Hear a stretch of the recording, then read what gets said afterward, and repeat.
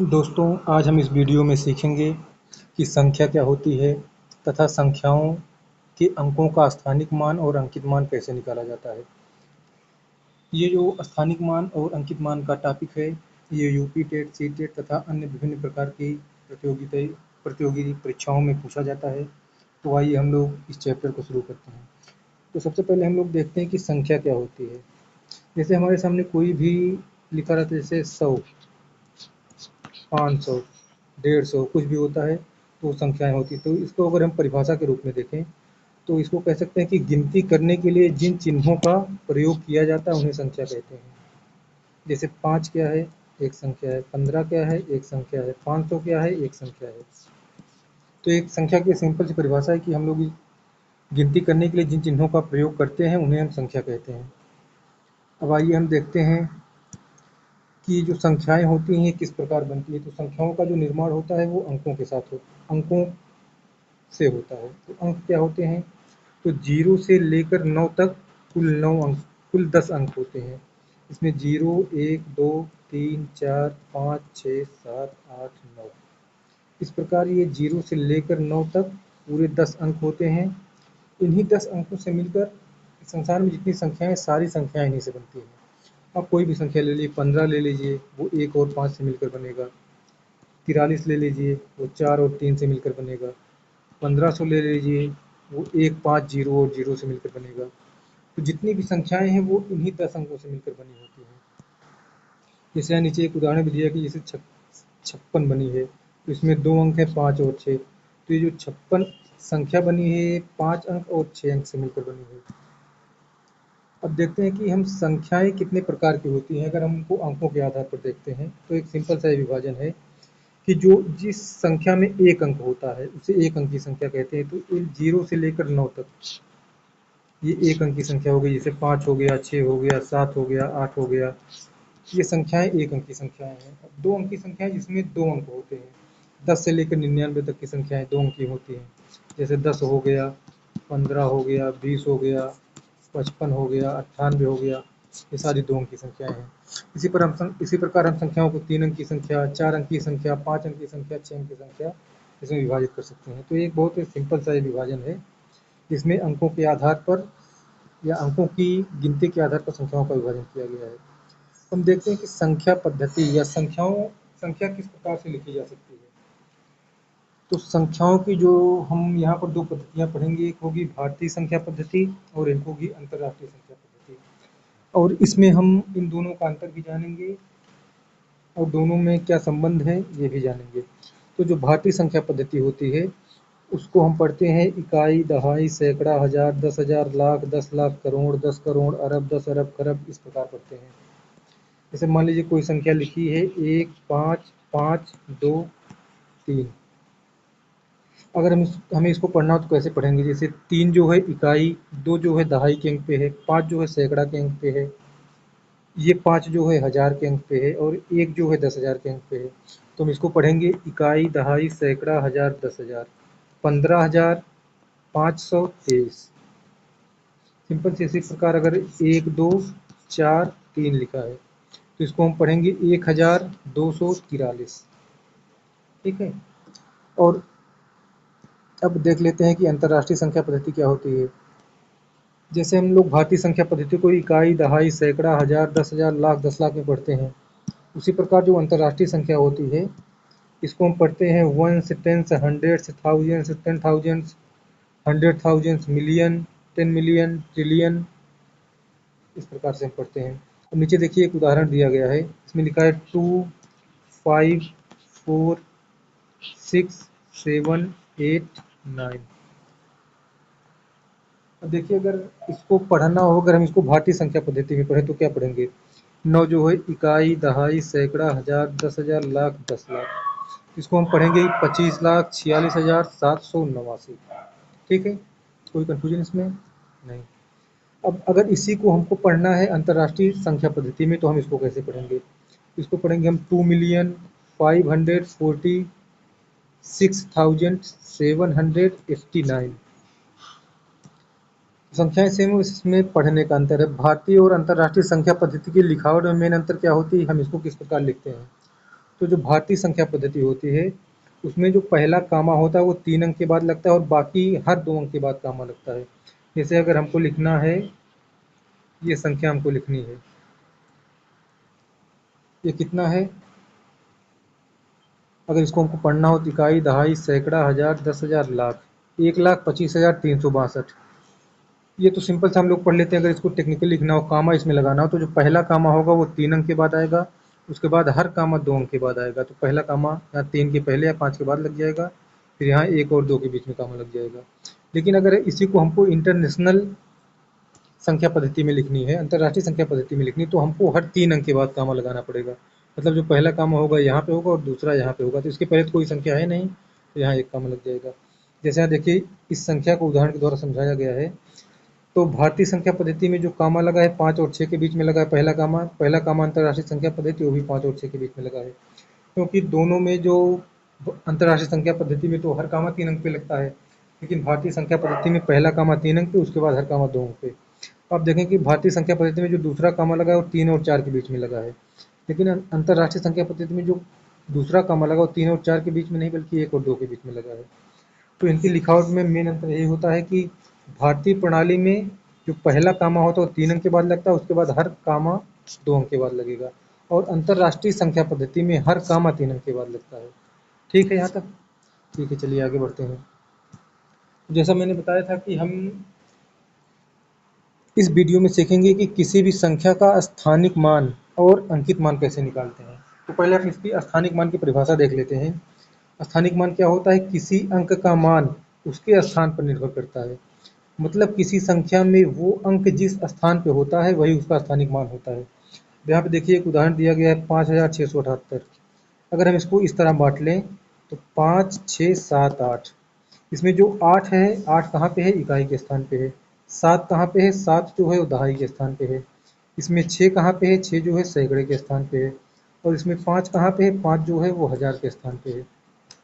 इसमें देख सकते हैं, अगर हमको किसी इसमें से 5, 6, 7, 8 में से किसी का स्थानिक मान निकालना हो, जैसे मान लीजिए हमको 7 का स्थानिक मान निकालना है, तो 7 को हमको देखना है कि 7 इस संख्या में कहाँ पर है, किस स्थान पे है। तो 7 जो है दहाई के स्थान पे है, और दहाई का जो मान होता है वो 10 होता है। तो यहाँ पे 7 का स्थानिक मान हो जाएगा 70। अगर हमको 5 का पूछना है, 5 किस स्थान पे है यहाँ पे, तो 5,000 के स्थान पे है, तो 5 का स्थानिक मान हो जाएगा 5,000।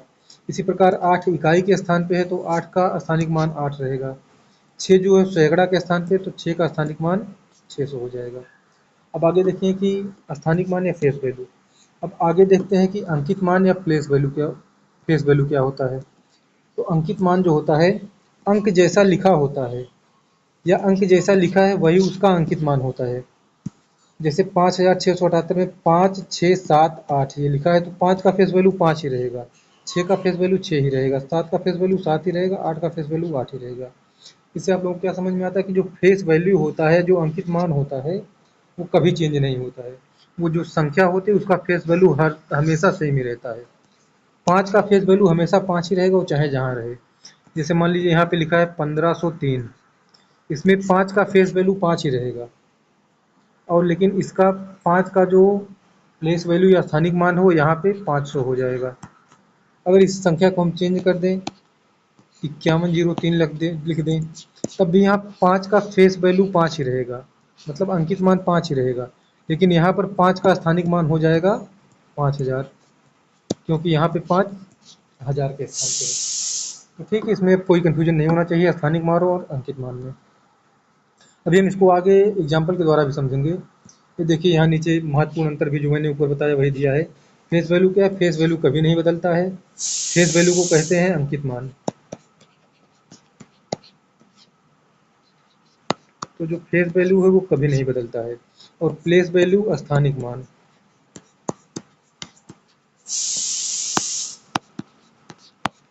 स्थान बदलने के साथ ही बदलता जाता है। जैसे मैंने अभी पिछले उदाहरण के साथ समझाया कि जैसे 1503 लिखा है और 5,5103 लिखा है, तो इसमें 5 का जो प्लेस वैल्यू होगा 1503 में वो 500 होगा, लेकिन 5,103 में जो 5 का प्लेस वैल्यू होगा वो 5,000 होगा। लेकिन जो फेस वैल्यू होगा 5 का वो दोनों में सेम ही रहेगा, 5 ही रहेगा। ठीक है इतना? ठीक है, आगे बढ़ते हैं। देखिए यहाँ पे कुछ एग्जाम्पल दिए गए हैं जिसके माध्यम से हम लोग समझने की कोशिश करेंगे कि फेस वैल्यू और प्लेस वैल्यू क्या होता है या अंकित मान और स्थानिक मान क्या होता है।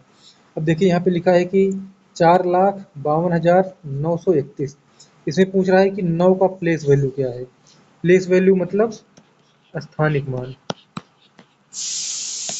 ठीक, अभी यहाँ पे देखिए कि आप 9 कहाँ पे है, इसमें देखिए 9 कहाँ पे है। तो आप देखते हैं इसमें कि 9 है इकाई दहाई सैकड़ा के स्थान पे। तो सैकड़ा का वैल्यू होता है 100, तो 9 का प्लेस वैल्यू हो जाएगा 900। अब इसमें पूछा है कि 3 का प्लेस वैल्यू कितना होगा। 3 कहाँ पे है, दहाई के स्थान पे है, तो 3 का प्लेस वैल्यू या स्थानिक मान हो जाएगा 30। 5 कहाँ पे है, 5 10,000वें स्थान पे है या 10,000 पे है, तो इसका 5 का प्लेस वैल्यू या स्थानिक मान हो जाएगा 50,000। ठीक है, अब अगला देखते हैं कि परीक्षा में जिस प्रकार के प्रश्न पूछे जाते हैं उसका हम कुछ एग्जाम्पल या कुछ उदाहरण के द्वारा उसको समझने की कोशिश करते हैं। जैसे यहाँ देखिए दिया है क्वेश्चन नंबर 1, यहाँ पे एक संख्या लिखा है 6, 7, 5, 4, 3, 2। अब इसको पढ़ते हैं संख्या लिखी कितनी है। तो पढ़ने के लिए क्या करना है, हमको देखना है इकाई दहाई सैकड़ा हजार 10,000 लाख। तो लिखा है 6,75,432। अब इसमें पूछा गया कि 7 का स्थानिक मान क्या होगा। तो इसमें देखिए 7 का स्थानिक मान क्या होगा। 7 यहाँ पे देखिए कहाँ पे है, 7 है यहाँ पे, ये 10,000वें स्थान पे है, तो 7 का यहाँ पे स्थानिक मान हो जाएगा 70,000। और अगर यहाँ पे 7 का पूछता अंकित मान या फेस वैल्यू कितना होगा, तो उसका अंकित मान 7 ही रहता। ठीक है, अब अगले क्वेश्चन पे बढ़ते हैं। ये देखिए क्वेश्चन नंबर 2, इसको आप लोग पढ़ने की कोशिश कीजिए कितना लिखा है। ये संख्या जो लिखी है कितनी लिखी है, ये लिखी है 9,87,654। इसमें क्या पूछ रहा है कि 8 का अंकित मान कितना है। अंकित मान पूछ रहा है, यहाँ पे ध्यान से पढ़िएगा। कभी कभी जब हम लोग क्वेश्चन ध्यान से नहीं पढ़ते, पूछता अंकित मान है और हम लोग स्थानिक मान लगा के चले जाते हैं, या स्थानिक मान पूछता है तो हम लोग अंकित मान का टिक लगा के चले जाते हैं। तो अंकित मान या फेस वैल्यू, तो अभी मैंने आपको पिछले बताया था कि जो अंकित मान या फेस वैल्यू होता है ये कभी चेंज नहीं होता है। तो इसमें 8 भले ही यहाँ पे 10,000वें स्थान पे है, लेकिन 8 का अंकित मान या फेस वैल्यू 8 ही रहेगा। अगर इसका स्थानिक मान पूछता तब ये 80,000 हो जाता, लेकिन यहाँ पे अंकित मान पूछा है तो अंकित मान 8 ही रहेगा। इसका आंसर होगा 8। ठीक है, अब अगले क्वेश्चन पे बढ़ते हैं, देखते हैं इसमें क्या लिखा है। ये देखिए इस संख्या को पढ़ने की कोशिश करिए कितना लिखा है। ये लिखा है 45,67,890। इसमें क्या पूछा है कि 6 का स्थानिक मान क्या होगा। स्थानिक मान यानी प्लेस वैल्यू।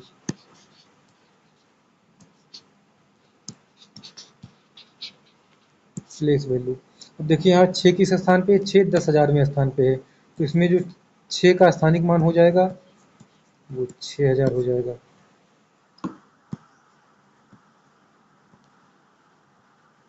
अब ये देखिए यहाँ पे लिखा है 5,43,700। अच्छा, इसमें हम पूरा हम लोग करके देख लेते हैं, इसमें बस 4 का पूछा है, इसमें हम पूरे का करके देख लेते हैं। 5,43,276। अगर इसमें 5 का पूछे, 5 का स्थानिक मान कितना है, तो 5 का स्थानिक मान कितना हो जाएगा। 5 किस स्थान पे है, इकाई दहाई सैकड़ा हजार 10,000 लाख स्थान पे है, तो 5 का जो स्थानिक मान हो जाएगा वो 5 लाख हो जाएगा। 4 का जो स्थानिक मान हो जाएगा वो 40,000 हो जाएगा।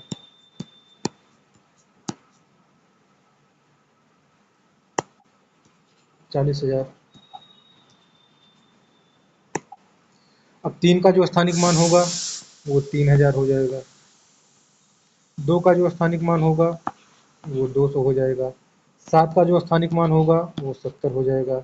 और 6 का जो स्थानिक मान होगा वो 6 ही रहेगा। ठीक है, अब इसमें अगर पूछा जाता अंकित मान कितना है, तो 6 का अंकित मान 6 ही रहेगा, 7 का अंकित मान 7 ही रहेगा, 3 का अंकित मान 3 ही रहेगा। यानी जो भी पीछे भी बताया गया था कि स्थानिक मान हमेशा चेंज होता रहता है वो संख्या के या अंक के स्थान के आधार पे, लेकिन जो अंकित मान होता है या फेस वैल्यू होती है वो कभी नहीं चेंज होता है। तो ठीक, अब आगे बढ़ते हैं, देखते हैं। ये देखिए एक एमसीक्यू टाइप का क्वेश्चन है जो पीछे बताया भी जा चुका है आप लोगों को कि प्लेस वैल्यू का मतलब क्या होता है, स्थानिक मान।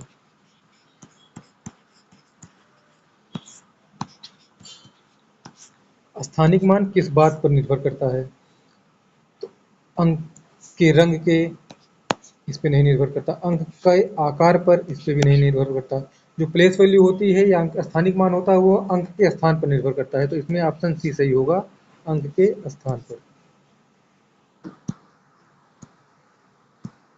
ये देखिए अगला क्वेश्चन फेस वैल्यू या अंकित मान के बारे में है।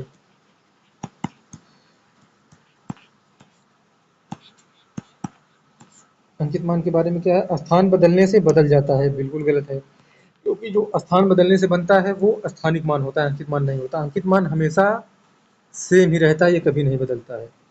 तो इसमें लिखा है अंकित मान हमेशा समान रहता है, ये सही है।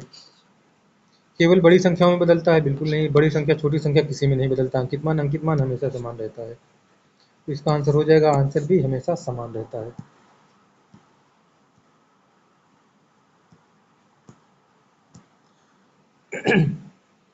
ठीक है दोस्तों, अब देखिए यहाँ पे एक क्वेश्चन दिया गया है 9,48,765। इसमें पूछा है 4 का स्थानिक मान कितना होगा।